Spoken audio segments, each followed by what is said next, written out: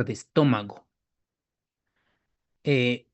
Base a nuestra bibliografía oficial y vamos a ir repasando los puntos claves. Bueno, si nosotros hacemos una revisión retrospectiva de las preguntas que ingresaron, no son preguntas tan difíciles, no son preguntas de cuál es la indicación resecable, desde cuándo es quimioterapia, cuáles son los efectos de la quimioterapia, o con respecto a las técnicas quirúrgicas, cuál es la más favorable, desfavorable en cuanto a complicaciones, tanto de cirugía oncológica. Bueno, entonces son conocimientos relativamente generales a comparación de oncología y mucho más. Mi chance es muy resumido a comparación de Schwartz, pero vamos a ir comparando algunos datos con la parte de Schwartz, ¿vale?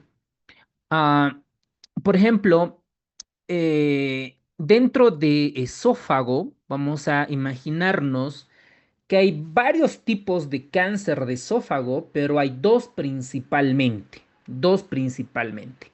que una es el cáncer epidermoide y otro es el adenocarcinoma. Y otra es el adenocarcinoma. Esos son, pueden haber muchos otros tipos de cáncer, pero estos son los principales.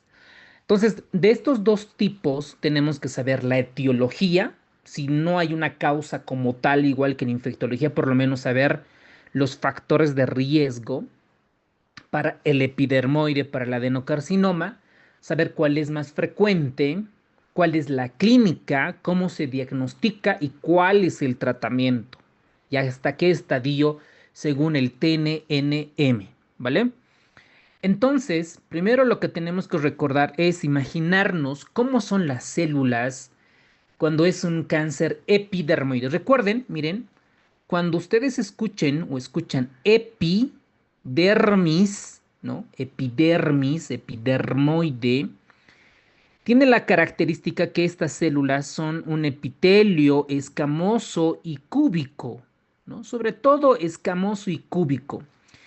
Y cuando en la epidermis, nuestra piel, normalmente tiene un componente, una proteína muy interesante que es la queratina, ¿no es cierto? Y hay otras, muchas otras células, ¿ok?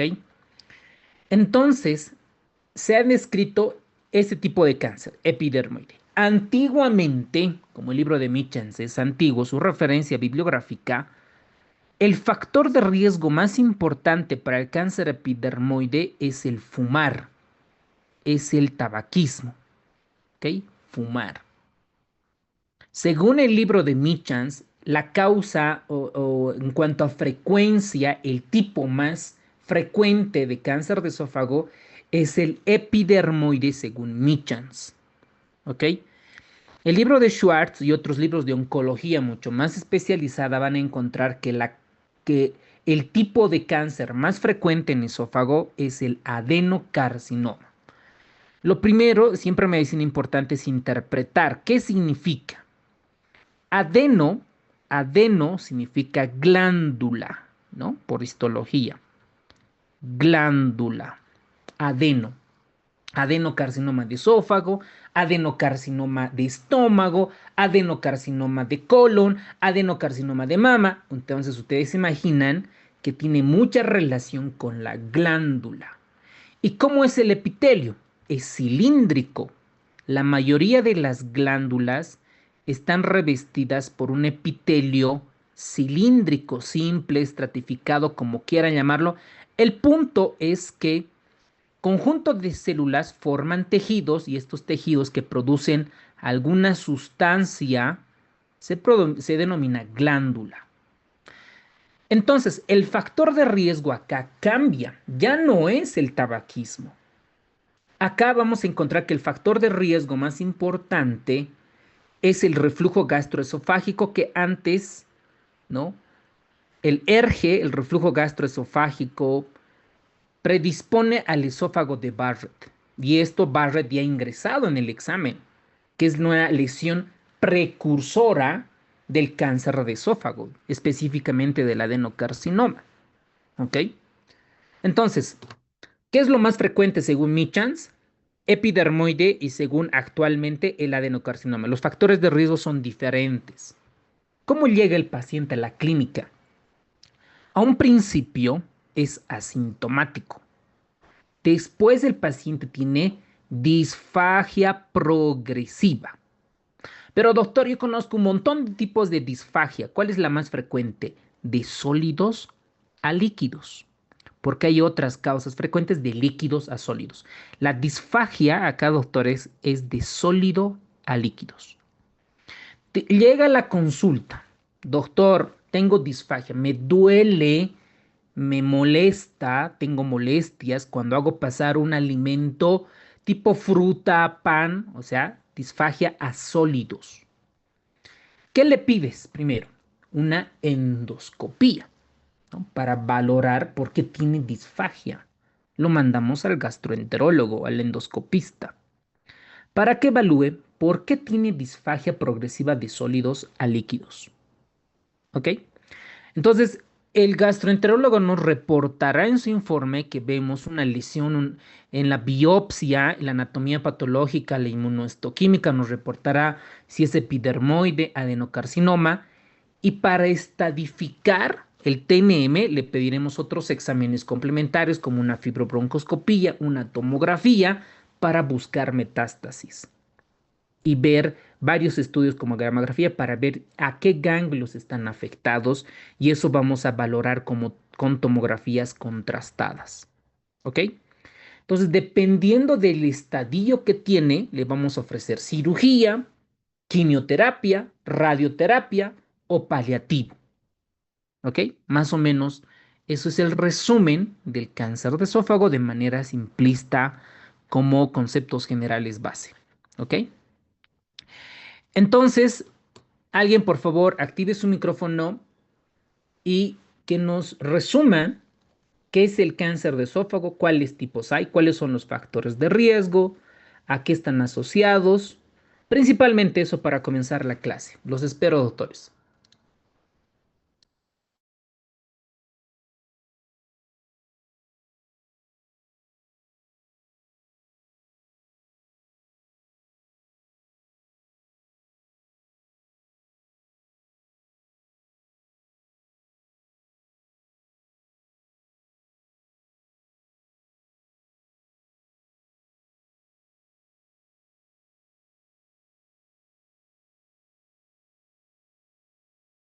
Doctor, buenas noches. Eh, el cáncer de esófago es una neoplasia maligna que se diagnostica con frecuencia en etapas avanzadas. Predomina más en adultos mayores, es más frecuente en varones. Tiene dos tipos histológicos, el carcinoma epidermoide, que es escamoso, y el adenocarcinoma. El más común, según Michans, es el epidermoide, que se da en el tercio medio superior. Está asociado al tabaco, pero también menciona que es al alcohol y a la desnutrición también.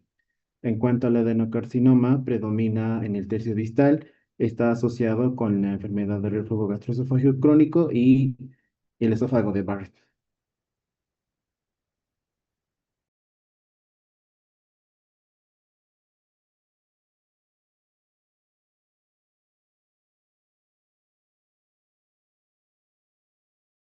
Y un punto especial y clave es que tiene disfagia progresiva, primero a sólidos y luego a líquidos. También una pérdida de peso involuntaria, dolor retroesternal, puede tener ronquera y sus síntomas son tardíos en enfermedad avanzada.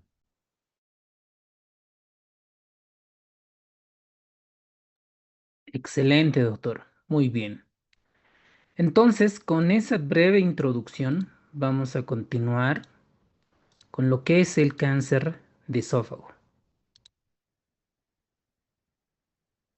Muy bien. Vámonos entonces. Recording in progress. Muy bien. Ustedes ven en la imagen allí un paciente ya post-mortem con anatomía patológica, el cáncer de esófago. Miren, como ustedes verán, esta parte derecha, la que nosotros vemos acá, es el estómago, ¿no? Está el estómago y esta parte es el esófago. Una pregunta que suele entrar mucho en los exámenes de la RESI es ¿en qué tercio es más frecuente el cáncer de esófago? No está en Michans, pero sí en Schwartz. El tercio superior, tercio medio o tercio inferior. Como ven ustedes en esta imagen, está frecuente en el tercio inferior, ¿no es cierto? Ahí está frecuente el cáncer de esófago. Como ustedes verán, miren, está en la unión gastroesofágica. Gastroesofágica. Ahora, primero vayamos lo que dice Michans. Lo más frecuente, el cáncer epidermoide. Este cáncer epidermoide, a la macroscopía hay tres tipos, doctores. Tres tipos. Tenemos la vegetante, ¿ok? Miren, como el epitelio plano escamoso, cúbico escamoso, cómo va reproduciéndose y da una característica vegetante, como verruga, le vamos a poner acá, ¿ok? Como verruga. La otra es cuando todo el anillo, en todo el diámetro, toda la circunferencia en realidad, va a producir una estenosis. Y en la otra es la forma ulcerada. Esta úlcera puede ser longitudinal o puede ser circular. La más frecuente, recuerden siempre repasar de lo más frecuente. Lo más frecuente es el epidermoide. De esos tenemos tres. Y de estas es la más frecuente la ulcerada. ¿Ok? Tres conceptos. Anótense en su resumen. La más frecuente es epidermoide. De estas son tres y la ulcerada es la más frecuente. Ahora, un poquito de fisiopatología, ¿no? Si nosotros tenemos vegetante, tenemos estenosante, el sólido impide, porque no comienza, ¿no? Normalmente, cuando una persona tiene disfagia progresiva, primero es a lo sólido, después al líquido, ¿no? Es decir, cuanto más volumen, mayor compromiso mecánico en la parte inferior del esófago. Entonces, llega el paciente con disfagia progresiva, o sea, todo lo que ha comentado el doctor, perfecto, ¿no ve? Puede tener estridor, puede tener disminución de peso, datos inespecíficos. Aquí nosotros nos vamos a sujetar de la disfagia progresiva. Entonces, el paciente viene con esa molestia a la consulta y nosotros realizamos la endoscopía, ¿no? Realiza la endoscopía y le toman una muestra, un pedazo, ¿no? Una muestra. Y eso se lo manda a la anatomía patológica. A todos los que están postulando anatomía patológica tienen que hacer sí o sí la subespecialidad en diferentes altas especialidades.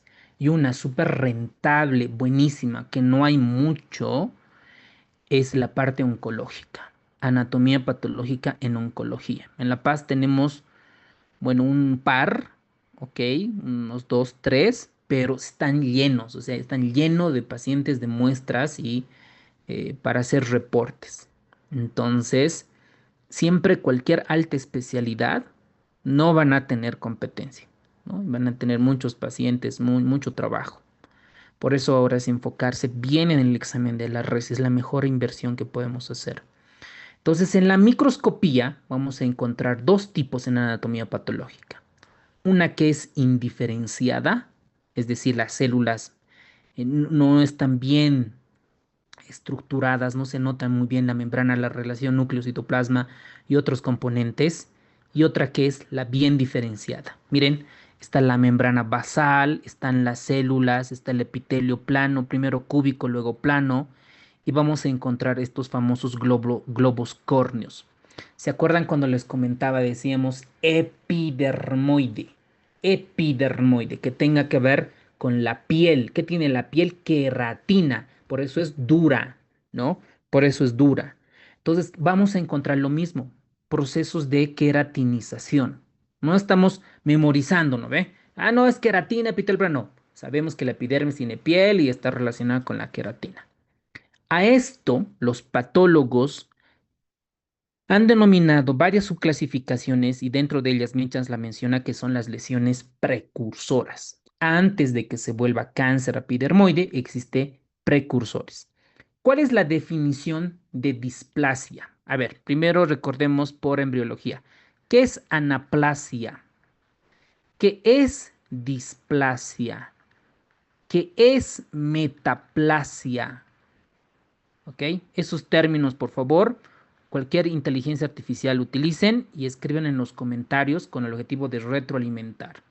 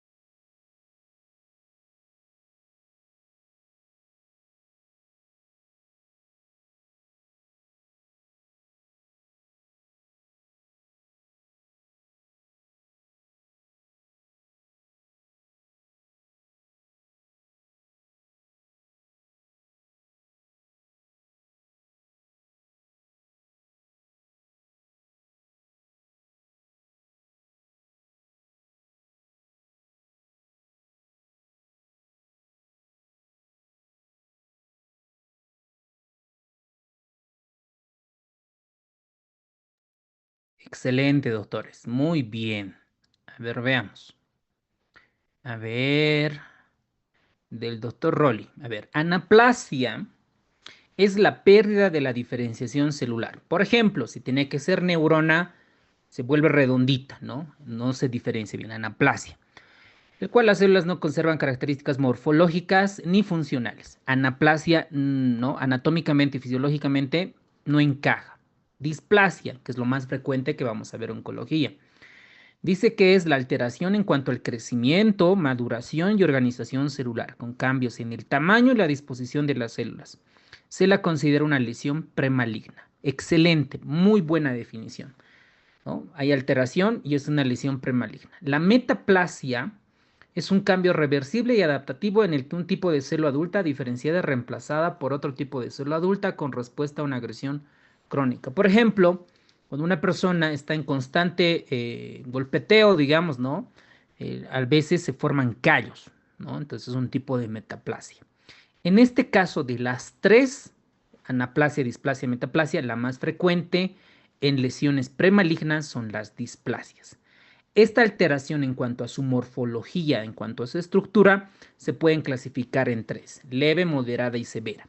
Por ejemplo, ¿qué lesiones precursoras vamos a tener? Carcinoma in situ. Cada vez que ustedes escuchen en oncología in situ, ya sea CACU, ya sea lesión de colon, etcétera, no traspasa estas células anormales, estas células displásicas, la membrana basal. En la mayor parte de los casos, no invade. Ojalá, ¿no?, que el cáncer que en alguna vez alguien pueda desarrollar se pueda diagnosticar, ¿no? Ustedes saben que cuando hay un carcinoma in situ, la mayor parte de los casos de la clínica es asintomática.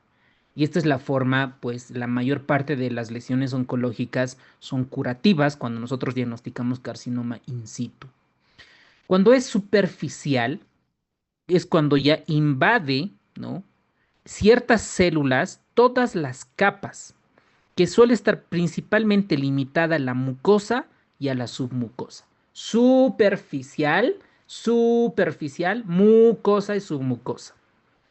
Y cuando es carcinoma verrugoso, es otro tipo de lesión precursora de cáncer de esófago. Y el carcinoma de células pequeñas, que esta es la más metastásica y es la más agresiva.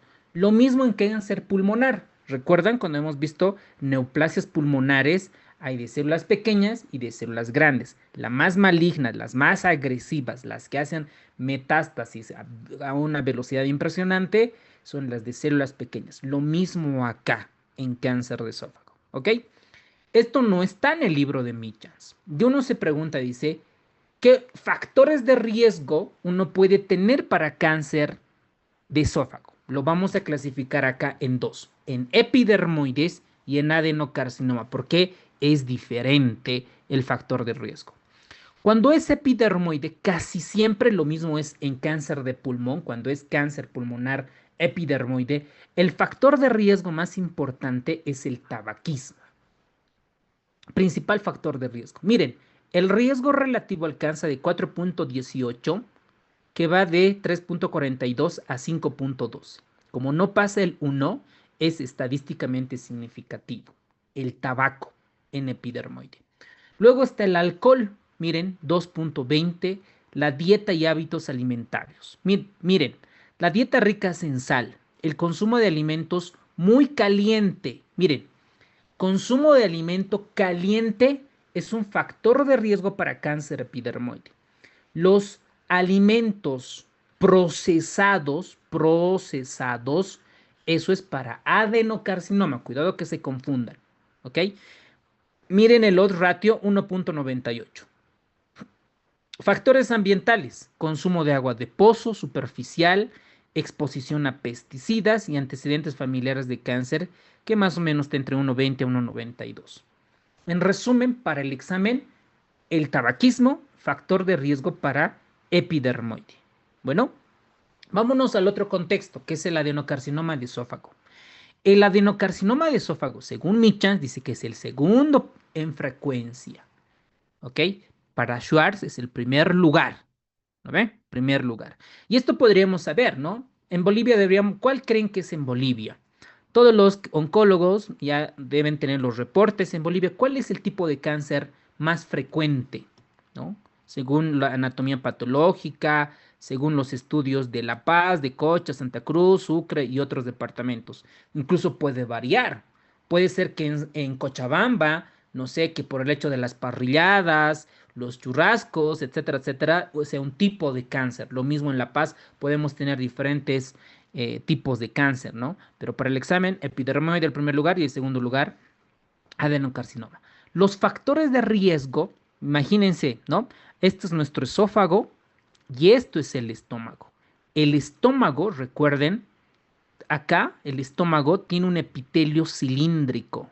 Miren, acá tiene un epitelio cilíndrico. Si nosotros hacemos una biopsia, ahí tenemos nuestra membrana basal y ahí tenemos las células cilíndricas. Células cilíndricas. ¿Ok? No, no es pues cilindro, ¿no ven? Pero más o menos ahí. El esófago normalmente es cúbico, a plano. Tomamos una biopsia y aquí vamos a dibujar células planas. Epitelio plano estratificado, estrato por varias capas. Entonces, una persona que tiene ERGE, reflujo gastroesofágico, lesiona este epitelio del esófago. Y esa lesión precursora premaligna es el esófago de Barrett, que ya ha entrado el examen. Entonces, doctores, ¿qué era el esófago de Barrett? Ya ha entrado en el examen en los años anteriores. ¿Qué es el esófago de Barrett? Desde el punto de vista histopatológico. A ver, están tocando el timbre. ¿Qué es el esófago de Barrett? Es una metaplasia, excelente.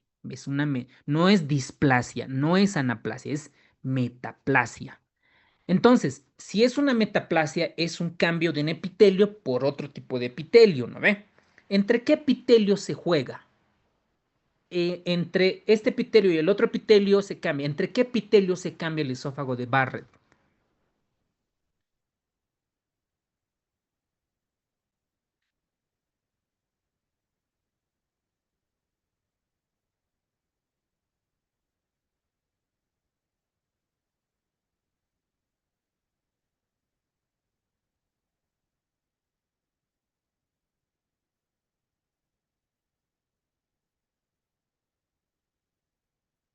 De Mira, yo no epitelio estamos estratificado no queratinizado a epitelio cilíndrico simple. Exacto, exacto. ¿No ven? De un epitelio que debería de ser del esófago es cambiado por un epitelio del estómago. ¿No es cierto? Un epitelio del estómago. Entonces, a eso se denomina metaplasia. Entonces, el esófago de Barrett ya es una condición premaligna. Ya existe en esófago, ya existe epitelio, mucosa gástrica. Por eso acá en esta imagen dice mucosa gástrica ectópica. Y ahí se encuentran las glándulas submucosas. Entonces toma biopsia y vamos a encontrar adenocarcinoma, ¿no? Es decir, un epitelio tipo gástrico. Y otra variante es el carcinoma adenoescamoso. Sería como un mixto, ¿no? Entre el epidermoide y el adenocarcinoma. ¿Ok?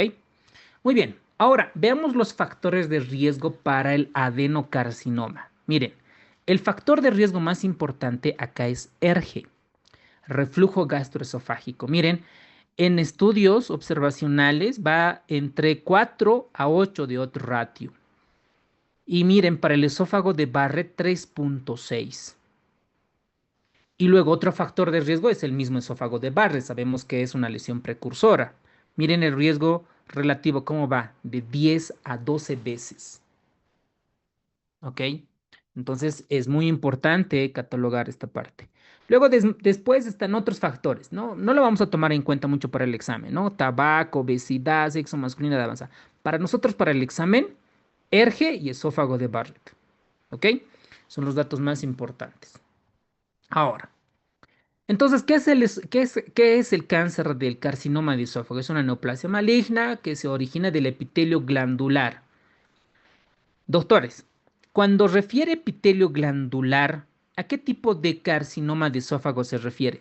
¿Epidermoide o adeno? Esta definición. ¿A cuál se refiere? ¿Al Al epidermoide o al adenocarcinoma?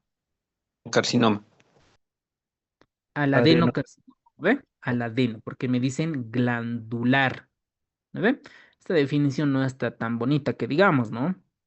Aunque el carcinoma epidermoide, dicen, ¿no ve? Es históricamente la más frecuente. Ok, entonces está mal pues tu definición, ¿no? Una neoplasia maligna que se origina del epitelio, ¿no? Si es epidermoide, será pues epitelio plano, cúbico, estratificado, ¿vale? Muy bien, los tipos de carcinomas de esófagos, habíamos visto que es el columnar. Cuando dice columnar, doctores, es el cilíndrico, es el otro nombre por histología que hemos aprendido, ¿no? Entonces vamos a anotarnos acá, epitelio cilíndrico, cilíndrico o columnar es lo mismo, ¿vale? Entonces lo mismo se relaciona con el esófago de Barrett, está la mucosa gástrica ectópica y las glándulas submucosas. Básicamente esto es adenocarcinoma, ¿ok? Esto es un adenocarcinoma. Miren esta imagen bonita, esto es un epitelio escamoso normal.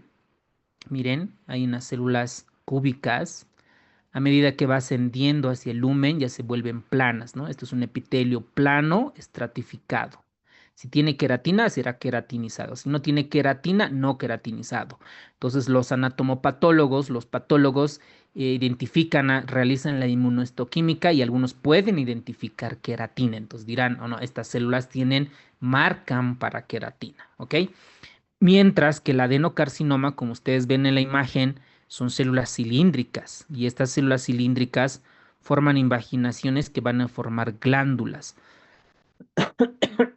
Perdón. Muy bien, veamos entonces en cuanto a la distribución y la parte epidemiológica. Dicen que el adenocarcinoma es más frecuente en los países occidentales. Está relacionado con el reflujo gastroesofágico, la obesidad y el esófago de Barrett. Mientras que en epidermoide es frecuente en la China, en Irán, en Sudáfrica, yo asumo que en esos años 80, 90, por la cantidad de tabaquismo que estaba relacionado, ¿no? Dice acá relacionado con el alcohol y tabaquismo. Para el examen, doctores, tabaquismo, ¿ok?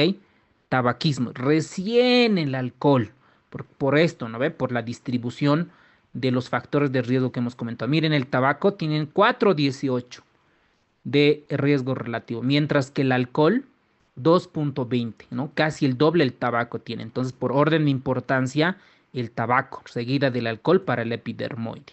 ¿Ok? Muy bien.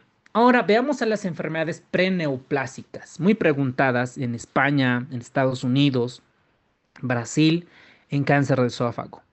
Miren, tenemos la acalasia. La acalasia, la disfagia es diferente. La disfagia es de líquido a sólido. Esto han visto en medicina interna cuando han visto con el internista las enfermedades esofágicas, ¿no? La acalasia es de líquido a sólido. En cáncer de esófago es al revés, es de sólido a líquido, ¿verdad? Y vamos a ver otro resumen más. Entonces, la acalasia, enfermedad preneoplásica. ¿Por qué? Porque del 1 al 7% van a desarrollar carcinoma. Pregunta para ustedes. Si la acalasia, ¿qué tipo de cáncer de esófago nos daría? ¿Epidermoide o adenocarcinoma u otra? ¿Qué opinan, doctores? ¿Qué dicen en el tema de acalasia? ¿Qué tipo de neoplasia nos daría? Muy bien, Fernando. Muy bien, Epi. doctora Tania. Muy bien, doctor Carlos. Excelente, ¿no? Epidermoide. La acalasia nos va a dar carcinoma de tipo epidermoide. Muy bien, doctores. Otra enfermedad preneoplásica es la tilosis. Y alguien dirá, ¿qué es la tilosis? No he escuchado para el examen de la RESI. La tilosis no es nada más que la queratosis. Miren, es como, a ver, vamos a imaginarnos un albañil, puede ser que tenga contacto, dermatitis de contacto con cemento, estuco y su piel se queratiniza por mecanismo de defensa. Pero hay una enfermedad que es similar, que es la queratosis palmoplantar. Tanto en las palmas como en las plantas se hiperqueratiniza. A eso se denomina la tilosis. ¿Ok? La tilosis se asocia al cáncer de esófago. ¿A qué tipo de cáncer creen que se asocia, doctores? ¿Epidermoide o adenocarcinoma? Queratosis. Queratina.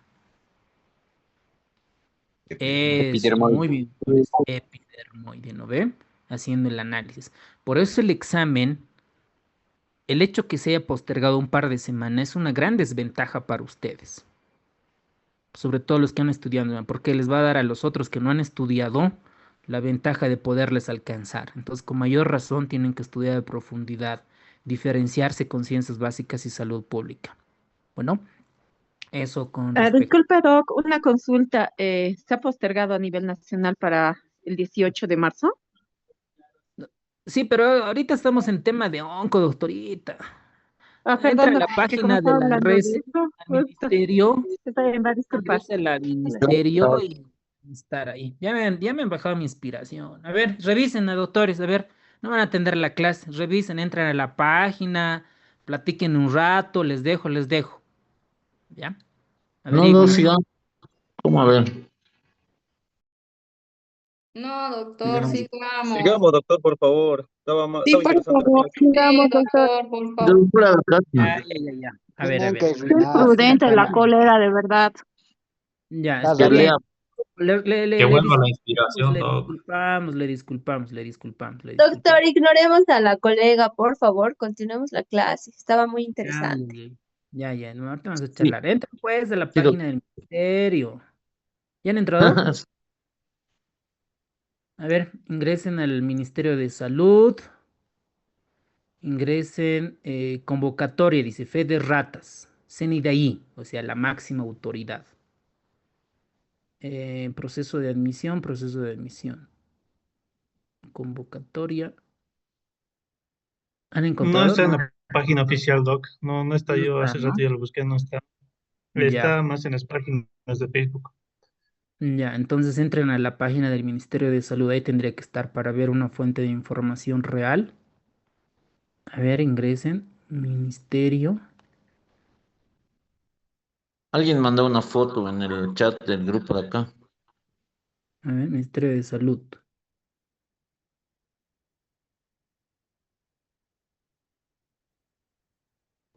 Es en sedes Cochabamba. Fue con la clase de que estaba muy bueno. Ya. Doctor, Entran, continuemos con las clases, nos entran estamos al desviando, por favor. el sedes de Cochabamba. Ya, vamos.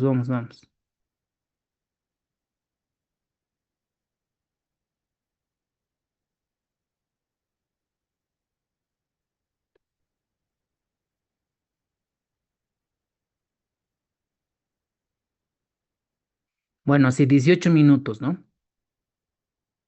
Modificación del cronograma. Sin de ahí. ¿Quién firma? Doctor José Luis Ríos, Cambeses.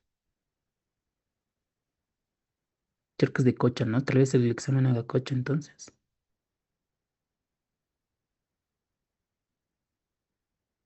Bueno.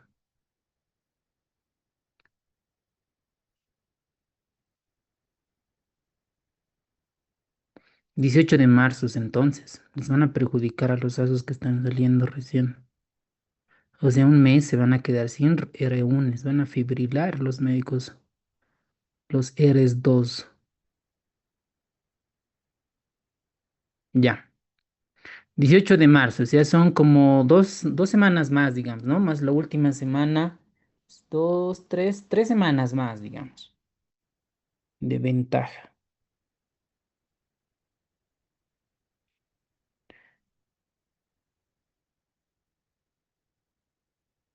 Sí, todos ya entrados, ¿no ven? Ya. Entonces, 3 semanas más. Yo supongo que recién lo van a publicar en la página oficial. Y ya. Bueno. En las enfermedades preneoplásicas. Ya. Dentro de las enfermedades preneoplásicas habíamos comentado la calasia, la tilosis. Y otro síndrome es el síndrome de Plummer-Vinson, que lo han visto en hematología, en anemias ferropénicas. Son unas membranas, pseudomembranas en realidad, ¿no? Una especie como la difteria, ¿no? Han visto en pediatría. Hay unas membranas esofágicas que el paciente tiene odinofagia. Odinofagia, ¿no? Y a esto se asocia con anemia ferropénica.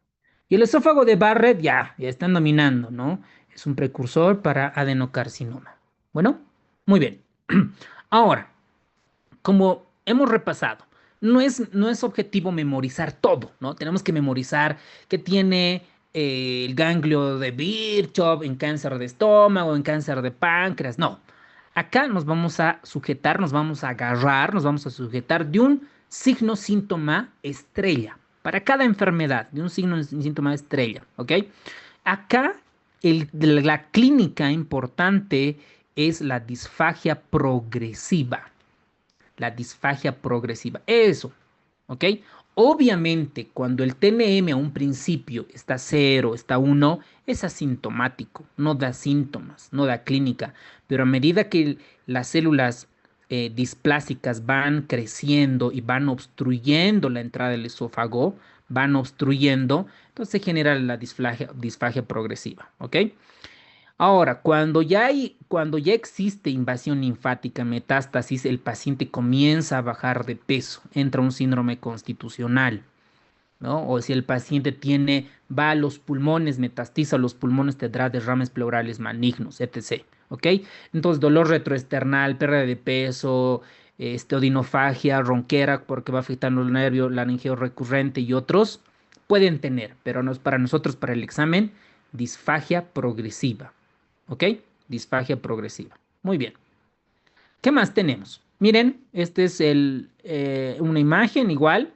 Esta disfagia progresiva, vamos a detallarlo. Esta es de sólidos a líquidos, doctores. De sólidos a líquidos. Listo. Puede haber tos, puede haber hemoptisis. ¿Cuándo va a haber hemoptisis? Cuando ya exista metástasis, ¿no? Por ejemplo, a la tráquea, a los bronquios principales y afecta, puede haber hemoptisis, ¿no? Cambios en la voz, la invasión del nervio laringeo recurrente. ¿Cuándo hay cambios en la voz? Cuando hay afectación del nervio laringeo recurrente, ¿ok? Después, cuando hay metástasis, puede haber ganglios supraclaviculares, adenomegalias, cialorrea, desnutrición y pérdida de peso. Para nosotros, disfagia de sólidos a líquidos. ¿Qué nos pudieran preguntar? Algunos síndromes paraneoplásticos, pero esto es más de oncología clínica, ¿no? PTH-like, por ejemplo, ADH-like, y muchas otras cuestiones en cuanto a síndromes paraneoplásticos. El libro de Michas no menciona mucho en cuanto a esos detalles. Estos doctores, como han ampliado los temas de medicina interna, hay una parte de medicina interna que se denomina enfermedades esofágicas, ¿verdad? Y esta imagen les va a ayudar. Complementen a su resumen. Hagan la captura de imagen y transcriban. Y mejor si lo hacen con dibujos y mapas mentales para que en el examen puedas recordar. ¿Vale?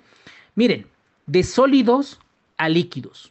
De sólido a líquido. Primero, cáncer de esófago. ¿Por qué? Porque es mecánico. Acá le vamos a poner. Porque es algo mecánico, algo que obstruye. Puede ser epidermoide, puede ser adenocarcinoma, pero no es la única. También está la estenosis péptica por reflujo, es decir, estenosis. Están los anillos y membranas, como por ejemplo el anillo de Chansky. Eso está en medicina interna. El esófago eosinofílico y las compresiones extrínsecas, ya sea por bocio, adenopatías o aneurismas. ¿Ok? Entonces acá yo pudiera hacerme un memotécnico, ¿no? Cáncer de páncreas. Podemos hacer estenosis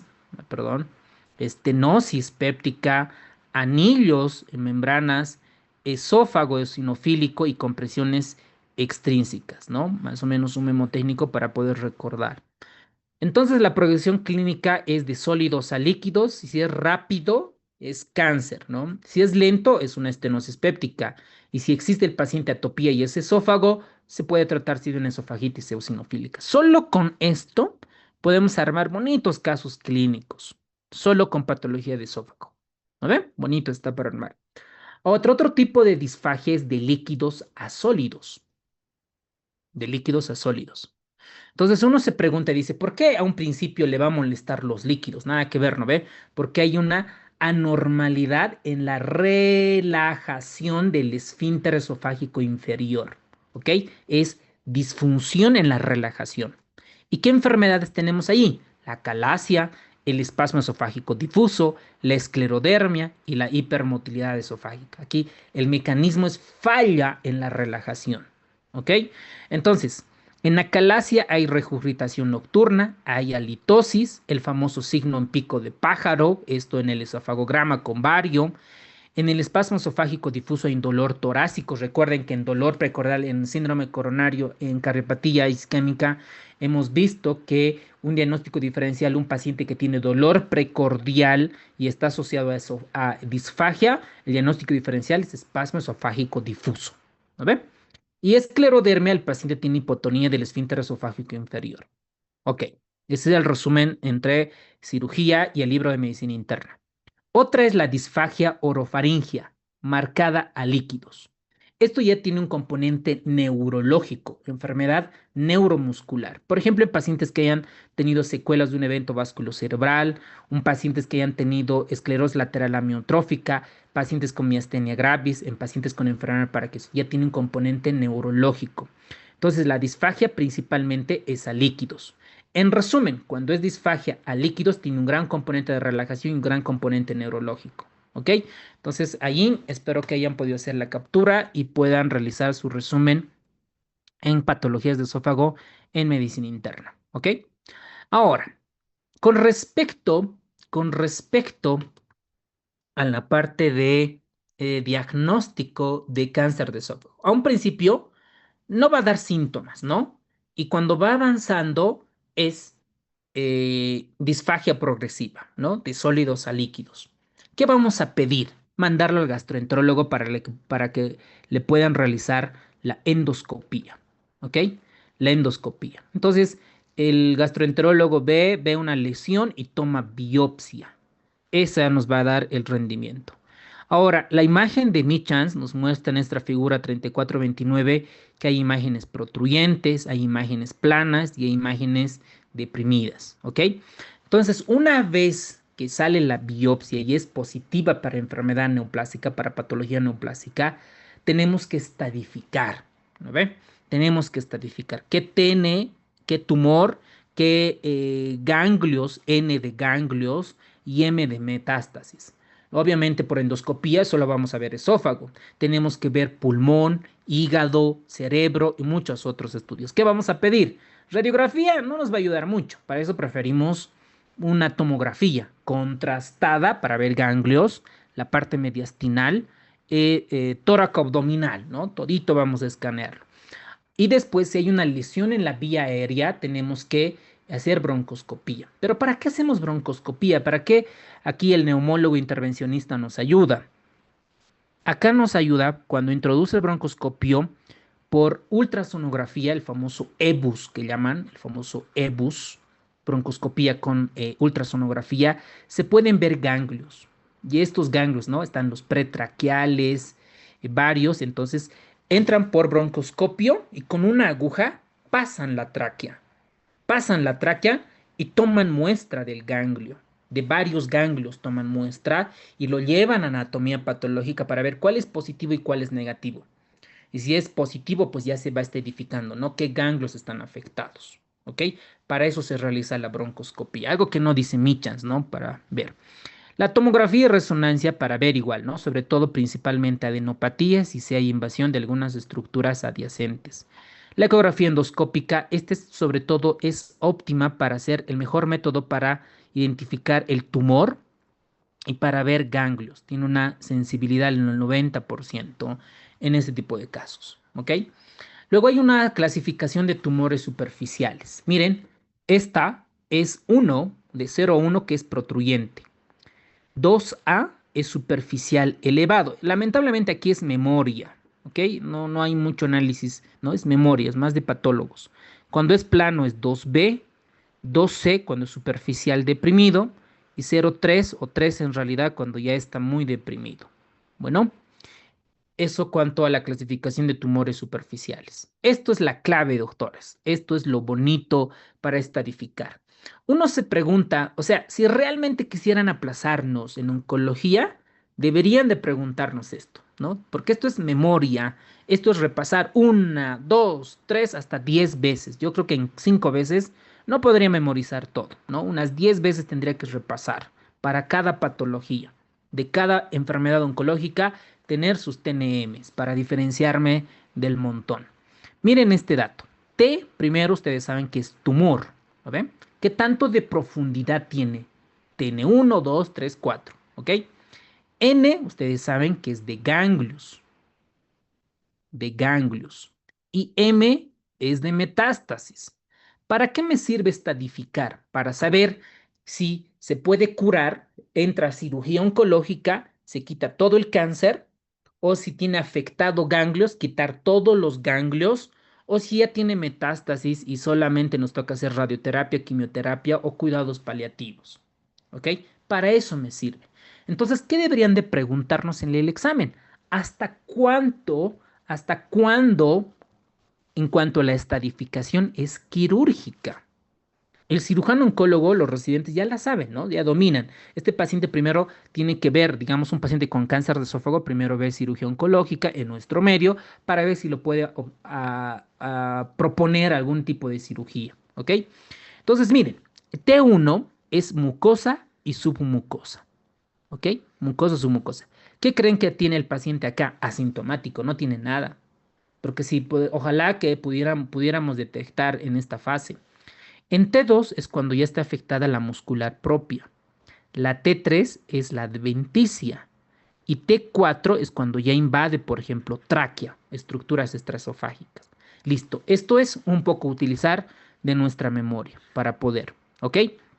Ahora, acá, para identificar T1, T2, T3, T4, la ecoendoscopía es clave. Supera la tomografía en cuanto a profundidad y el estado ganglionar, ¿ok? Listo, entonces ya sabemos cómo se clasifican los test. N sabemos que son ganglios. N0 es cuando no hay ganglios afectados. Pero doctor, ¿cómo puedo yo saber si no hay ganglios? Por broncoscopía, por tomografía. Entonces hacen la tomografía, el neumólogo intervencionista ve qué ganglios están de mayor diámetro. Ah, ok, esta pretraqueal la voy a biopsiar. Entra con el broncoscopio, perfora la tráquea con su aguja y toma la muestra, ¿no? De diferentes zonas. Todos los ganglios son negativos, entonces le pongo N0, ¿ok? Vamos a tener un ejemplo, digamos que es un T2 que atraviesa la muscular propia. Esto hemos diagnosticado con la ecoendoscopía. Con el neumólogo intervencionista hemos visto que tiene N0, todos los ganglios son negativos. Y en la tomografía no se evidencia metástasis, entonces ponemos M 0. Ok. Tengo un paciente con cáncer de esófago, vamos a imaginar, ¿no? Un epidermoide que tiene T2, N0 y M0. Pregunta, ¿es quirúrgico? ¿Le doy quimioterapia? ¿Qué quimioterápicos? ¿O le doy radioterapia o ambas? O antes le doy quimioterapia, radioterapia y luego lo meto a quirófano. Entonces hay muchos enfoques, ¿no? Hay los famosos protocolos de manejo para cada tipo de enfermedades. Entonces aquí en esto, crack es el oncólogo clínico, ¿no? Junto con el oncólogo quirúrgico. La primera causa de mortalidad, letalidad son las enfermedades cardiovasculares, por eso el cardiólogo, el neumólogo, intensivista, mucho trabajo, ¿no? Y otra, la segunda causa de mortalidad es en las enfermedades neoplásicas, y no hay muchos oncólogos que digamos, ¿no? Quirúrgicos, paliativistas, cirujanos, radioterapeutas, muchas otras cosas, ¿no? Con respecto a esto, ¿ok? Entonces veamos. Ahí les saqué el resumen. Miren este dato, háganle una captura y anótenlo, porque esto a mí me costaba aprender cuando estudiaba igual que ustedes para la reci, ¿no? Entonces, cuando nosotros tenemos, miren, paciente con hasta TN2, N0, M0, es un cáncer localizado. Entonces, nosotros decimos que es potencialmente resecable, incluso curativo. Entonces, el cáncer en estadios tempranos se puede curar, por supuesto, ¿no? Por supuesto. Cuando ya tiene T4, imagínense, ya tiene estructuras extraesofágicas, digamos la tráquea. Tiene N1, ganglios positivos. Y tiene metástasis, digamos, en pulmón. Esto ya no es quirúrgico, pues. Y ahí tenemos grandes problemas nosotros con los familiares. Un paciente viene la anterior semana nomás, un cáncer de esófago, adenocarcinoma, pero ya tenía metástasis. Y la familia jodía y jodía que tiene que entrar a terapia intensiva, porque estaba con derrame pleural, estaba desnutrido, creo que encima tenía una neumonía además.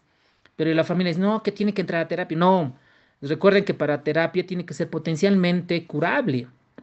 Si tiene metástasis, no entra a terapia intensiva. Entonces, ¿a dónde le tenemos que mandar? A cuidados paliativos, ¿ok? Aquí en Bolivia no hay todavía esa especialidad o esta subespecialidad de cuidados paliativos. Lo hacen los anestesiólogos, lo hacen los intensivistas, lo hacen los internistas. Creo que en otros países los médicos familiares igual pueden hacer un posgrado, una alta especialidad en cuidados paliativos, ¿ok? Les da permiso para usar morfina, fentanil, parches, todo lo que es dolor, ¿no? Todo lo que es dolor. Entonces ahí hay un gran diferenciador, porque el internista como tal no puede prescribir opioides, ¿no? Morfina, parches, Dexme y otras cuestiones, ¿no? Lo mismo los anestesiólogos igual pueden hacer dolor y paliativos, ¿ok? Muy bien, eso es con respecto a esto. Ahora, miren, aquí tenemos un poco más detallado. Los tumores que son T1, T2, T3 son operables, siempre y cuando tenga N0 y M0. Esto era lo más difícil para aprender en mi caso, ¿ok? ¿Cuáles son resecables? ¿Cuáles el cirujano oncólogo los puede manejar? Entonces, la cirugía ofrece sistemáticamente tumores con infiltración, incluso cuando hay ganglios regionales, ¿no? Hasta N1 en ganglios se puede todavía, ¿no? Quitar esos ganglios afectados. Y aquí tenemos la supervivencia posoperatoria en diferentes estadios. Miren, en estadio 3, la supervivencia a los 6 meses a un año es del 10 al 15% simplemente. ¿Ok? Entonces, ¿qué estadio no es quirúrgico? Los estadios 4, ¿no? Sabemos que el documento de Mi-Chance refiere que la mortalidad es muy alta y la supervivencia es del 1 al 4% simplemente. Entonces aquí tenemos un resumen, háganle una captura de imagen a esto. Resecables hasta el estadio 3. ¿Qué contempla el estadio 3? T3 hasta T1 o T4A sin invasión crítica. Y las no resecables es a partir del T4 donde ya ofrece la parte de quimioterapia, radioterapia y otros. Y en nuestro medio no hay muchos radioterapeutas. No hay. No hay muchos. Porque en Bolivia no tenemos la especialidad. ¿No es cierto? Entonces, algo cerquita está Argentina, Brasil, para hacer la parte de radioterapia. ¿Ok? Solo creo que el equipo vale como $2 millones. Imagínense recaudar. Pero entre 10 socios lo logramos, ¿no? Pasa nada. Por ejemplo, Cocha, no hay radioterapia privada bien. Aquí en La Paz creo que hay 3. Santa Cruz igual hay varios, 2, 3. Pero en Cocha es una zona virgen para poder invertir. Bueno, tratamiento curativo en la parte quirúrgica en cuanto a la opción. Sabemos que la cirugía es la única opción curativa siempre en estadios tempranos. Y un dato porcentaje llamativo de esto es que el 70% de los pacientes son candidatos para resaqueabilidad. Miren, deberían de preguntarnos, doctores, anótense, vuélvanlo flashcard en su Anki. Márgenes de seguridad requeridos. Cuando es proximal, el margen debe de ser más de 10 centímetros. Cuando es distal, o sea, me hablo con respecto al esófago, cuando es distal, el margen de seguridad debe ser más de 5 centímetros. ¿Ok? La única contraindicación es que el paciente tenga falla cardíaca en estadio terminal o una enfermedad pulmonar intersticial difusa en etapa terminal, ¿no? Alguna secuela neurológica. En esos casos, pues ya no tiene contraindicaciones relativas. ¿Ok? Entonces vamos a entrar a la parte quirúrgica, los tipos de esofagectomías, ¿ok? Primero, la esofagectomía total transtorácica, anótenlo, está indicada en tumores de tercio medio, todo lo que estoy pintando. Este abordaje puede ser por toracotomía derecha, es decir, cortar un pedazo de tórax por la parte derecha, hacer la parotomía y la reconstrucción del estómago con tubulización hacia el cuello, una cirugía grande con muchas complicaciones pulmonares en la parte posoperatoria. Otra es la esofagectomía transyatal. ¿Para cuál está indicado? Principalmente es una disección manual a ciegas, vean la imagen cómo está. Esta es a través del hiato diafragmático y a través del cuello. Acá no se realiza la toracotomía, no se abre el tórax. Por eso tiene menos complicaciones torácicas con respecto a la previa. Aquí se abre el tórax. Necesitamos al cirujano de tórax para que nos pueda colaborar y hacer la esofagectomía transtorácica. Esta no, ¿no? Es transhiatal. Entonces, menos complicaciones pulmonares, los en contras, el riesgo de hemorragia, lesión traqueal. Para hacer las linfadenectomías es muy limitada y la indicación es preferentemente en tumores superficiales sin compromiso pulmonar. Entonces anoten por favor en su resumen, esofagectomía transyatal, principalmente tumores superficiales sin afectación de ganglios. Otra es la esofagectomía parcial, solo un pedazo, principalmente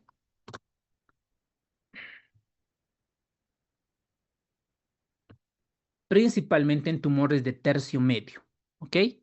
Aquí tenemos la parotomía y toracotomía derecha. Miren esta imagen. Toracotomía derecha más la parotomía. Aquí vamos a hacer la anastomosis intratorácica principalmente indicada en tumores del tercio medio del esófago. Y la última tenemos la esofagectomía parcial o la operación de Sweet, principalmente en tumores de tercio inferior de esófago. El procedimiento es la resección del esófago distal y parte de la proximal, principalmente. Y el pronóstico va cambiando. Esto ya es un poco de memoria, ¿no? No deberían de preguntarlos, pero miren, la supervivencia 5 años en estadio 1, 60-70% con mejores pronósticos. Bueno, con eso hemos terminado esófago cáncer de esófago. Vamos a retroalimentar. ¿Cuál es el tumor maligno más frecuente según Michans? Fácil, pregunta regalada.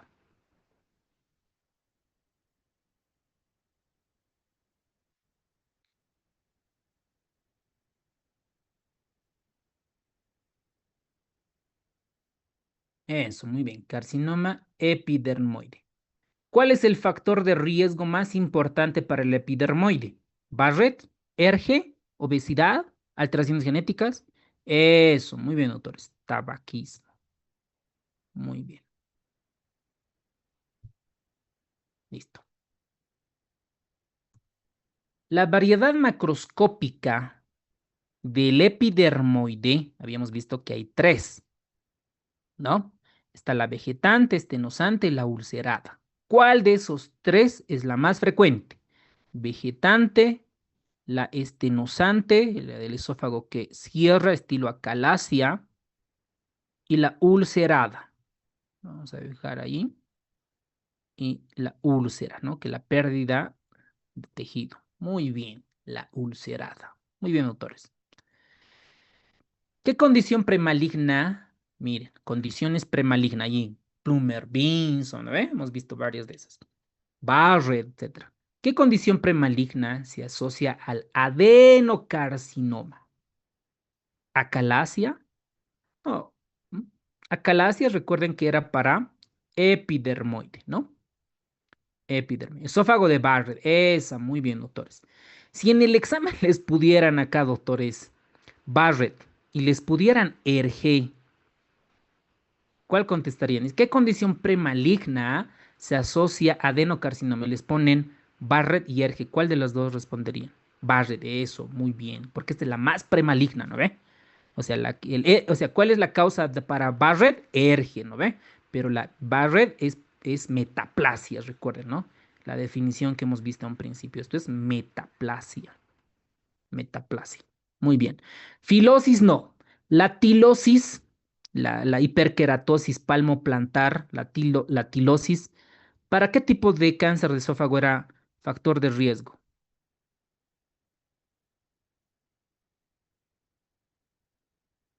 Eso, muy bien. Ya ve, capísimos, doctores. Bien, bien, muy bien, epidermoide.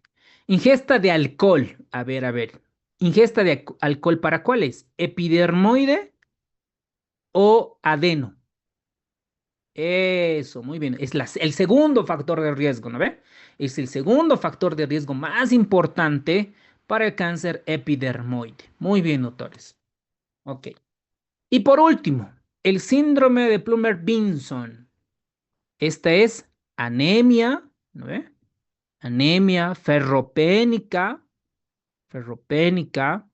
con pseudomembranas en realidad, ¿no? No son membranas, son pseudomembranas en realidad, falsas membranas. Pseudomembranas en orofaringe. Listo, ese es síndrome de Plummer-Vinson. ¿Factor de riesgo para qué es? ¿Epidermoide o adeno?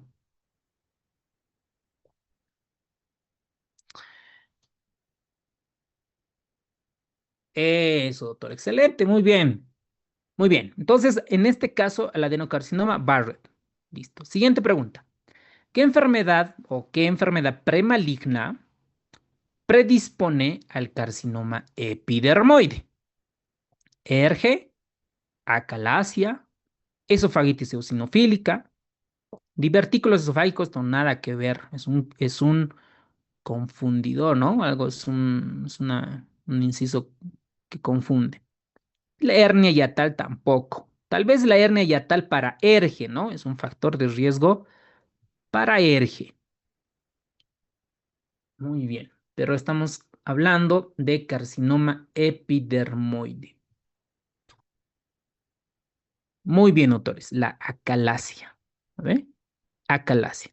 La acalasia, la disfagia, ¿es de sólido a líquido o es de líquido a sólido? Eso, muy bien, autores. De líquido a sólido. Bien, bien, muy bien. Excelente. ¿Cuál es el síntoma inicial más frecuente? ¿No? O sea, sería muy pelotudos que nos pregunten, ¿no ve? Que tengan, no sé, que tengan disminución de peso, o sea, macanas, ¿no? Es decir, el síntoma más frecuente para que un médico, que no somos oncólogos, nos pudiéramos dar de cuenta, ¿ve? Ah, este señor tiene disfagia. Ah, ok. ¿De dónde? ¿De sólido a líquido o de líquido a sólido? ¿Qué le molesta más, el agua o al comer? ¿No? Sí, no, al comer, sobre todo el pan, la carne. Ah, es de sólido al líquido, ok. Listo. Endoscopía, tomografía, broncoscopía y hacemos la estadificación, ¿verdad? Muy bien. Síntoma inicial más frecuente, la disfagia progresiva. Muy bien, doctores. La ecografía endoscópica, ¿para qué nos sirve? ¿Para ver metástasis? ¿Yo puedo ver metástasis con endoscopía? Lesiones mucosas tempranas, esta puede ser, ¿no? Profundidad, pero esta es más verdad, ¿no? O sea, más real, ¿no? Profundidad tumoral y compromiso ganglionar, ¿no? ¿Por qué compromiso ganglionar? Porque es ecografía, puedes ver eso, ¿no? Se puede ver ahí el ganglio, cómo está, y tomar biopsia. Infiltración pulmonar, no. Con esto vemos con tomografía, ¿no? Con TAC vemos, contrastada sobre todo. Tromboembolismo es un confusor, un inciso confusor. Todos los que han hecho diplomado en educación superior, maestrías, especialidad, en el módulo de evaluación nos han enseñado que puede haber uno o dos confusores, ¿no ve? Una real y otras parecidas. Entonces, cuando tienes una pregunta en el examen y no sabes cuál es, ¿no? Entonces siempre busca la que no encaja en nada, ¿no? La borras, dos, digamos, o una. Entonces, en vez de confundirte en cinco o confundirnos en cinco, ya solo en tres, ¿no? Y comenzamos a analizar. Pero estas preguntas difíciles, digamos, las dejan al final, ¿ok? Al final, porque puedes quedarte aquí 10 minutos analizando. Y esos 10 minutos puedes haber respondido 10 preguntas adicionales positivas, ¿ok? Entonces, las preguntas difíciles casi siempre las dejas al final para contestar. Y recuerde, pregunta, lo llevas a tu patrón, identificas uno C. Ahí van a tener los redonditos y el C pintas bien, ¿no ven? Bien, con calma, sin estresarte. Recuerda que en tu mente tú eres el mejor. Nadie te va a ganar. Y ahí bien, para que lo escanee bien. ¿Ok? Muy bien. La operación o la intervención quirúrgica de Lewis. La anastomosis, ¿cómo se realiza? ¿Cómo se realiza? En el cuello, en la hipofaringe, es intratorácica sobre el callado aórtico o es retroesternal o es en yeyuno. Muy bien, doctores, es intratorácica. Muy bien, doctores, hemos terminado cáncer de esófago, creo que me ha pasado. ¿Qué es el cáncer gástrico entonces? Es una neoplasia, son células anormales que se diferencian normalmente, que forman displasias en la mucosa del estómago. Listo, ¿no? Cuando uno habla de neoplasias de estómago, pueden ser benignos, pueden ser malignos y varios tipos. Pero cuando habla uno de neoplasias malignas, el 90%, incluso el 95%, se refiere al cáncer gástrico. Ahora, ¿qué tenemos que saber con respecto a la epidemiología? Del tracto digestivo, el cáncer de estómago, el cáncer gástrico, es la segunda causa más frecuente del tubo digestivo. ¿Cuál es el primer cáncer, el primer lugar de cáncer del tracto digestivo? El cáncer colorectal. ¿Ok? Cáncer colorectal. Ahora, si van a ser gastroenterólogos, pues van a tener muchos pacientes para hacer colonoscopías, ¿no? Porque es frecuente, incluso a todas las personas que nos gusta la parrillada, el churrasco, la carne, etcétera, pues ya es un factor de riesgo, ¿no? Y tendríamos que a partir de los 40, 45 años hacer un screening con las colonoscopías, ¿no? Primer cáncer, colorectal. Segundo, gástrico. Y casi los factores de riesgo son casi los mismos. Mañana van a ver con la doctora el tipo de cáncer de colon. Es a predominio de varones de 2 a 1 y es más frecuente entre la quinta y sexta década de la vida. Por eso, la Sociedad de Oncología, un paciente que tiene factores de riesgo o como antecedente ya ha tenido cáncer en su familia de colon, a partir de los 40 años ya debería hacerse una colonoscopía. Si tú conoces algún familiar, alguna persona que su familia ya ha tenido cáncer de colon y tiene 41 o 42 años, colonoscopía, ¿verdad? O si no, no hay antecedente a partir de los 45 años. ¿Por qué? Porque a partir de la quinta, 50 años, 60 años, predomina, se manifiesta con mayor frecuencia. Hay una disminución notable en el occidente atribuida a los cambios, sobre todo a la dieta. ¿Ok? Ahorita en un momento vamos a ver los factores de riesgo.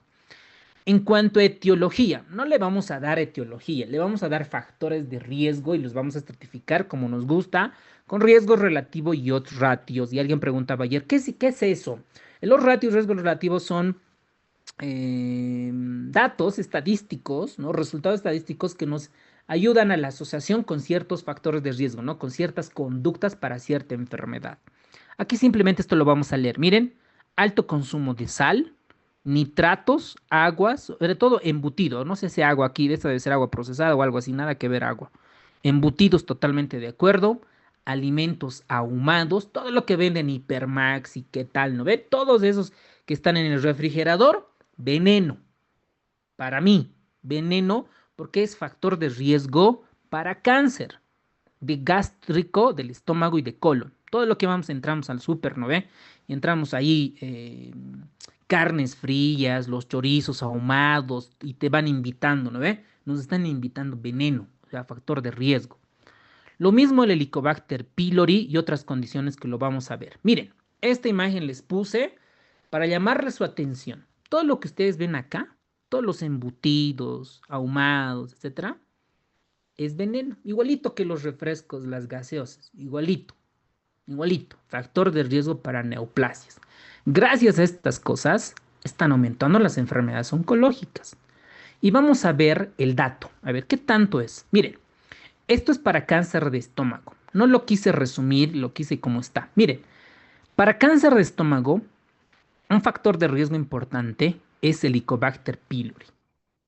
Si te arde el estómago, tienes pacientes que le arde el estómago, hágase una endoscopía y tómale muestra, descarta que no tiene Helicobacter pylori, le vas a salvar la vida.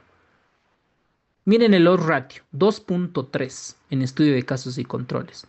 Y la erradicación del Helicobacter pylori, como hemos visto, ¿no ven? Metronidazol, omeprazol, todo el esquema para erradicar el Helicobacter. Miren su hazard ratio, 0.81. Es un factor protector, el hecho de no tener Helicobacter pylori. Primero. Segundo, la dieta rica, salados, los ahumados y en conserva. Todos los alimentos, no sé si vale el término, alimentos conservados, ¿ok? Alimentos salados, carnes procesadas, tienen un riesgo relativo de 2.1. Y es estadísticamente significativo, miren, de 1.3 a 2.8. Consumo excesivo de alcohol, lo mismo. Tabaquismo, lo mismo. Obesidad, lo mismo. Casi todo está metido en la obesidad. El antecedente de cáncer gástrico, la historia de úlcera gástrica y varios factores. Por ejemplo, en Estados Unidos les encanta preguntar estos síndromes asociados a cáncer gástrico. El síndrome de Lynch, la poliposis juvenil y el síndrome de Peutz-Jeghers. Les encanta preguntar. Entonces, esos son los 4 tipos de síndromes hereditarios que se asocian a cáncer de estómago. Entonces, me puse a investigar si realmente, si la Organización Mundial de la Salud, la OPS, ¿no ven? ¿Se acuerdan que Estados Unidos, creo que de qué organización se ha salido? ¿No? Se ha salido de una organización mundial bien importante. Entonces, la Organización Mundial de la Salud, que debería protegernos a toda la humanidad por ciertas cosas, y algunas cosas lo hizo bien. Por ejemplo, ahí dice, miren, reportan en su página oficial de la Organización Mundial de la Salud alimentos con potencial carcinogenicidad de carne roja y carne procesada. Y la define, ¿no? Dice que la carne procesada es carcinógeno, genera cáncer. ¿Y cuál es la definición de una carne procesada? Miren lo que dice en su página oficial. Hice una captura ahí. La carne procesada se refiere a la carne que ha sido transformada mediante salazón. No sé, eso debe ser un término muy de ingeniería industrial. No sé qué significa específicamente salazón. Curado, dice, ¿no? Fermentado, proceso de fermentación, eso sí, el ácido láctico y todas las cosas. Ahumado y otros procesos para realizar su sabor o mejorar su conservación. Por eso todo lo que nosotros vemos allí es carcinógeno. La mayoría de las carnes procesadas contienen carne de res de cerdo o de res, pero también pueden contener carnes rojas, aves, vísceras y subproductos cárnicos como la sangre. Entre los ejemplos incluimos los hot dogs, wow, pobre salchipapa, ¿no? Las salchichas, el jamón, la carne conservada, la cecina, no, cecina de res, no sé la verdad qué es eso, así como la carne enlatada. No sé si aquí incluye el atún, yo creo que sí. Y las preparaciones con salsas a base de carne. Todos esos, cáncer, ¿no? Sustancias carcinógenas. Entonces, por eso la Organización Mundial de la Salud clasifica las carnes procesadas como grupo 1, carcinógenas, especialmente relacionadas con cáncer colorectal Y miren, el riesgo aumenta por el consumo diario de 50 gramos. Por ejemplo, en un plato, por ejemplo, de Cochabamba, debe tener unos 200 gramos sus carnes, ¿no? Entonces, lamentablemente, todas esas cosas delis, pues, nos genera cáncer. Es un factor de riesgo. Entonces, vámonos a lo que dice el Michans. Miren, ¿qué es lo que dice Michans? Hay una clasificación histológica, tomamos muestra, ¿no ve? Tomamos muestra, llevamos al microscopio y vamos a tener dos tipos de entidades biológicas. El tipo intestinal, es decir, la mucosa del estómago está revestida por epitelio intestinal, y otra que es la difusa. La intestinal es más frecuente en hombres que en mujeres y sobre todo con una media de 55 años. Por eso a los 45, entre los 40 y 45 años, la endoscopía y la colonoscopía nos puede salvar vidas, ¿no? Aquí en patología sabemos que tiene un crecimiento expansivo, hay células muy diferenciadas y está gravemente o con mucha relación al Helicobacter pylori. Sabemos que el factor de riesgo más importante para cáncer gástrico, el primer lugar es Helicobacter pylori. Y en segundo lugar, vamos a tomar las dietas procesadas o dietas rígidas, ensalados, ahumados y conservados, ¿ok? Dos factores de riesgo vamos a memorizar para el examen acá. Mientras en la tipo difuso, más o menos la relación entre hombres y mujeres es 1:1, es más en mujeres jóvenes y el crecimiento es infiltrante. Y aquí vamos a ver las células en anillo de sello. Las células en anillo de sello, muchos lo asocian con adipocitos. Miren, esta es una célula, el citoplasma y el núcleo, ¿no? Y este es el colesterol, la grasa, ¿no? Células en anillo de sello. También estas células anillos de sello están en cáncer de gástrico de tipo difuso. Ahora, ¿con qué está asociado? Está asociado con grupo sanguíneo tipo A y tiene peor pronóstico. Entonces, la peorcita, la más grave entre estas dos es la tipo difusa, porque ataca jóvenes, tienen crecimiento infiltrante, están en los anillos de sello y están asociados a grupo sanguíneo tipo A. Bueno, tipo difuso. Esto es clásico, les encanta preguntar en los exámenes de la RECI. Esto es lo mismo, ¿no? Es lo mismo, solo que con otra diapositiva, ¿no? Recuerden el tipo intestinal, es más frecuente en hombres, 55 años, está asociado principalmente al Helicobacter pylori. El tipo difuso es más jóvenes, están las células en anillo de sello y están asociados a grupo sanguíneo tipo A. Ahora, veamos qué es lo que pasa en adenocarcinoma intestinal, en esta parte intestinal. Sabemos que acá el que desencadena es el Helicobacter pylori. Por eso habíamos dicho que erradicar el Helicobacter pylori es clave en todo este proceso. Entonces está el Helicobacter pylori, genera gastritis crónica activa, hasta ahí el paciente se queja de dolor urente, ¿no? Se queja de dolor urente. Luego genera la gastritis crónica atrófica, ya aquí ya está grave el paciente, ¿no? Aquí esto ya vamos a detectar con una endoscopía digestiva alta. Y cuando ya existe metaplasia intestinal y existe displasia, llega a un adenocarcinoma intestinal. ¿Ok? Luego tenemos las lesiones precursoras en estos dos componentes. Primero, la anemia perniciosa, inmunodeficiencias, gastrectomía parcial después de los 5 años, lesiones precursoras que aumentan el riesgo de cáncer gástrico. Ahora veamos a las lesiones precancerosas, sobre todo histológicas. Gastritis crónica trófica, cuando nosotros en la endoscopía ves una gastritis crónica trófica y es una lesión precancerosa. Metaplasia intestinal, ni qué decir.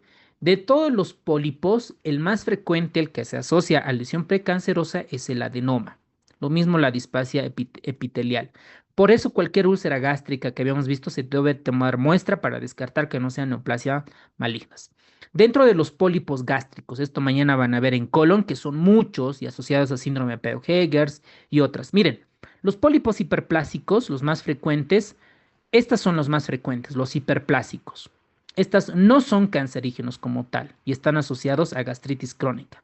Entonces, hiperplasia, o sea, pólipos hiperplásticos, benigno. Los pólipos glandulares fúndicos, a esto están asociadas a la famosa poliposis adenomatosa familiar, que están asociados a los famosos amartomas. Lo mismo es en colon. Los adenomas, estos son los más peligrosos. ¿Qué significa adenoglándula, no? Adenocarcinoma. Estos son los verdaderos precursores. Si tiene un tamaño mayor o igual a 2 centímetros, tiene la probabilidad de que se convierta en maligna hasta el 40%, ¿no? Esas son las formas. Y estas preguntas de Borman en mi año ingresado. ¿Qué es Borman 1, Borman 2, Borman 3, Borman 4? Esto es la clasificación macroscópica. Borman 1 es vegetación localizada. Borman 2 es úlcera localizada.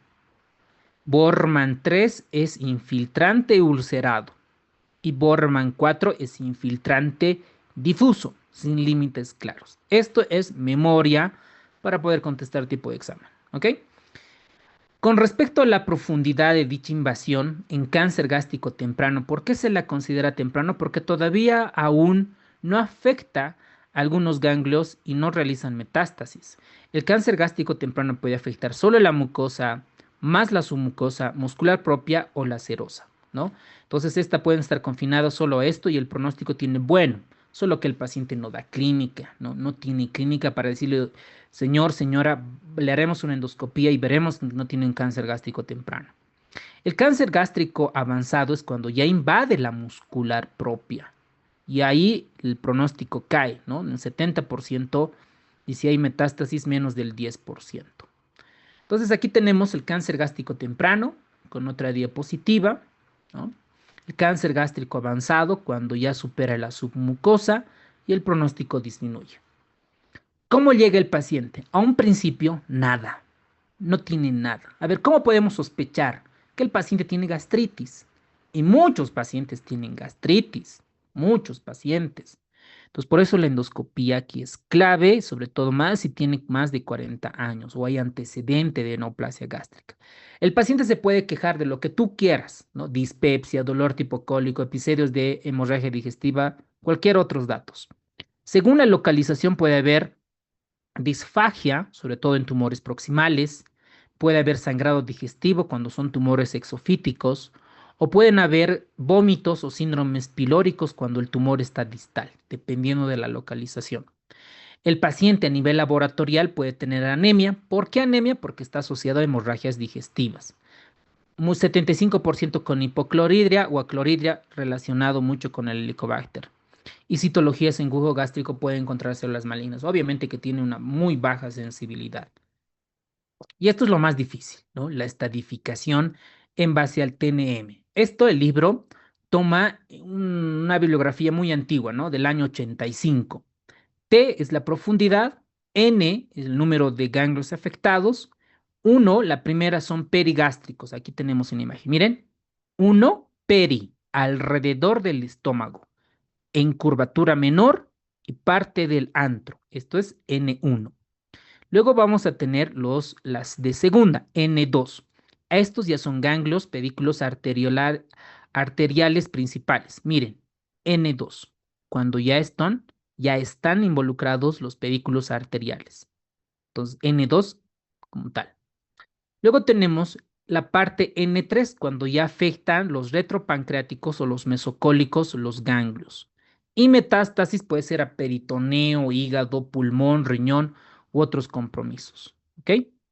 ¿Cómo hacemos el diagnóstico? Primero endoscopía, ¿no? Toman la biopsia y si sale positivo, solicitamos tomografía, broncoscopía, resonancia para identificar si tiene metástasis. Entonces acá la endoscopía nos ayuda mucho, ¿no? Sobre todo a nivel macroscópico, recuerden la clasificación de Borman y se confirma el diagnóstico con biopsia. Y solicitamos ecografía, ecoendoscopía, laparoscopía diagnóstica para estadificar qué tipo de TNM tiene y para ver si es quirúrgico, quimioterapia, radioterapia o algún otro tipo de manejo. Ahora, en cuanto a la cirugía, vamos a imaginar que este paciente tiene un TN2 N0 M0. Entonces le vamos a ofrecer cirugía, ¿ok? Entonces tenemos que hacer la resección del estómago. Esta resección puede ser sin enfermedad residual y ahí se deja un margen proximal de 5 centímetros para cáncer avanzado. Recuerden, cuando afecta, ¿cuándo era, doctores? Cáncer avanzado. ¿Qué parte de la estructura afecta? Mucosa, submucosa, muscular o adventicia. ¿Cuándo es avanzado? Eso, muy bien, doctores. Y margen 2 para cáncer temprano. Recuerden, solo mucosa, submucosa. Esto anótense, doctores. Cuidado, esto les va a diferenciar del montón. Estos márgenes, ¿ok? Y luego tenemos el vaciamiento ganglionar dependiendo cuánto está afectado, ¿no? Normalmente se hace el estándar de 2, donde esto incluye el N1 y el N2. Recuerden el N1, perigástricos, y el N2, los pedículos arteriales. Muy bien. Ahora, ¿cómo se hace la cirugía? Están las famosas gastrectomías, y esto está en nuestros simulacros de examen.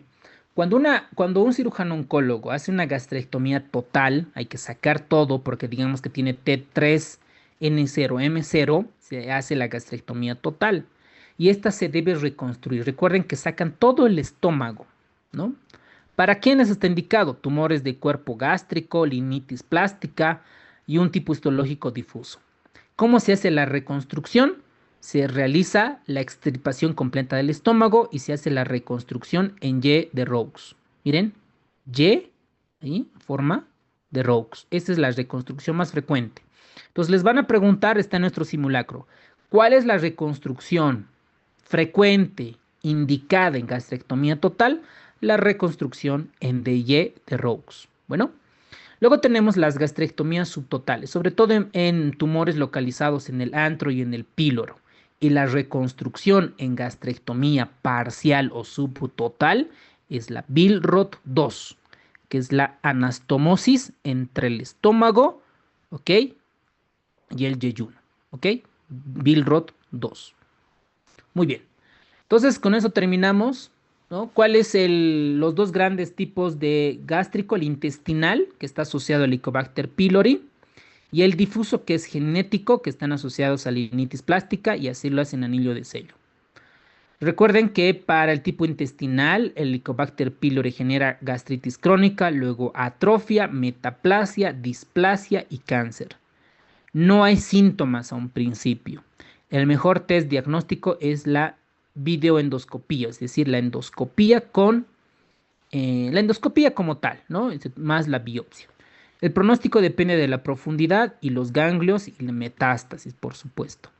Un cáncer gástrico temprano, TN1, tiene una supervivencia más del 90%. El tratamiento curativo, recuerden que es la gastrectomía, ya sea subtotal y total. ¿Cuál es la reconstrucción, doctores, para la subtotal y cuál es la reconstrucción para la total? ¿Cómo se reconstruye? Eso, muy bien, doctores. Y la quimioradioterapia es cuando el paciente ya tiene varios ganglios afectados, ya tiene metástasis, entonces ahí ya se le ofrece quimio, radio y cuidados paliativos, ¿ok? El tipo de cáncer gástrico es el adenocarcinoma. Muy bien, doctores, con esto hemos terminado cáncer gástrico y vamos a retroalimentar con algunas preguntas. Según la clasificación de Loren, el tipo intestinal se asocia principalmente a tabaquismo, dieta, digamos con ahumados, salados, procesados, tabaquismo, alcohol, ¿ok? La de tipo intestinal. ¿Cuál es el factor de riesgo involucrado? Excelente, ¿no? Principalmente Helicobacter pylori, ¿ok? Recuerden, como principal, Helicobacter pylori. Muy bien. Siguiente. Los tumores gástricos tempranos, recuerden que temprano y avanzado. Temprano se la considera cuando están confinados a, muy bien, a mucosa y a submucosa. Recuerden ahí la imagen de histología, cuando es temprano y cuando es avanzado, ¿ok? Dependiendo de la afectación del tumor T.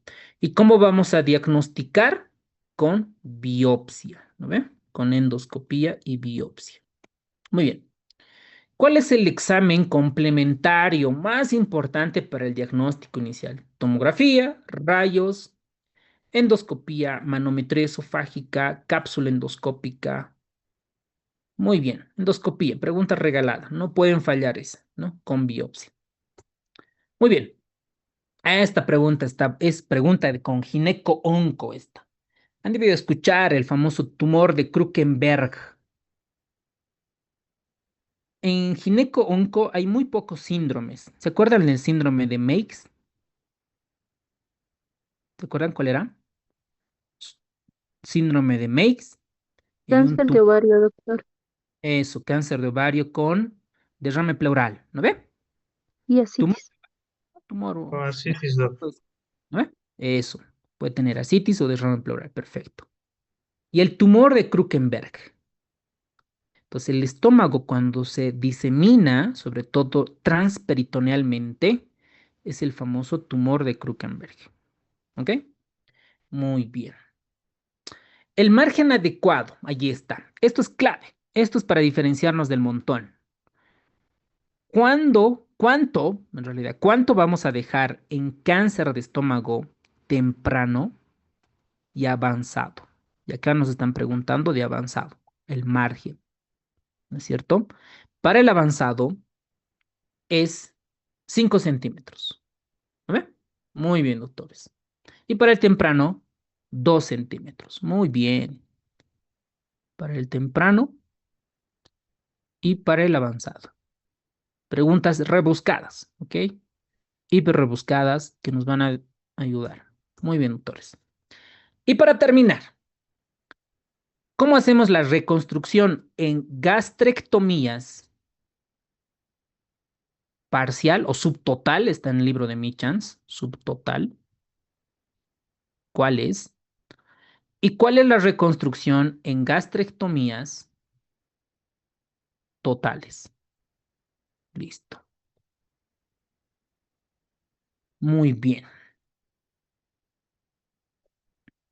En gastrectomía total es en famoso Yede-Roux. Y en parcial subtotal, Billroth 2. ¿Se acuerdan del Billroth 1? ¿Para qué era? Tiene una gran desventaja, ¿no? El síndrome de dumping. Muy bien, eso, para úlcera, ¿no? Muy bien, doctores. ¿Cuál es el síndrome? Ah, los pólipos igual, ¿recuerdan? El más frecuente, ¿no ve? ¿Cuál era? El hiperplásico, el benigno, ¿no ve? Luego teníamos los pólipos, los peorcitos, el que se asocia a cáncer. Ahí va la pregunta. ¿Cuál es? Ah, no, esto no es, ¿no? Este es el síndrome. El síndrome de poliposis asociado al cáncer gástrico. Esto igual lo mismo para el cáncer de colon es lo mismo. Acá es el Garner, doctores. ¿Saben por qué? De todos los pólipos, el benigno es hiperplásico y el maligno es el adenomatoso de ganglio. Hasta ahí queda claro. Dentro de estos pólipos hay unos que asocian algunos síndromes y eso es lo difícil, ¿no? El síndrome de Peugeger, ¿se acuerdan? Y el síndrome de Garner y el síndrome de Menetier. Sí, está bien, Rodrigo. El síndrome de Solinger-Ellison es gastrinoma, sí está bien. Pero eso es para úlcera gástrica. ¿Ok? Este síndrome de poliposis y cáncer gástrico es el síndrome de Garner. Menetier es atrófico, es gastritis atrófica. Solinger-Ellison es un tumor, es un gastrinoma, es un tumor en páncreas de células G que sintetizan mucha gastrina y esto está asociado a úlcera gástrica y úlcera duodenal también. El síndrome de Carney es un nombre genético en pediatría, malformaciones. Y el síndrome de Dubin-Johnson se deben acordar que es la ictericia. ¿Cuál es la enzima que falla acá en Dubin-Johnson? ¿Cuál es? ¿Se acuerdan el síndrome de Gilbert? 1, 2 y el síndrome de Dubin-Johnson. ¿Ok? Bien, doctores. Entonces, esas cositas, vayan repasando sus resúmenes. Muy bien, doctores, con eso hemos terminado, creo. Entonces, síndrome de poliposis asociado a cáncer gástrico, Garner. En cáncer de colon, igualito, hay varios síndromes. Entonces, si quieren aplazarnos, si quieren estar más cracks, más capos, les sugiero que repasen esos síndromes. Ok, doctores, con eso hemos terminado.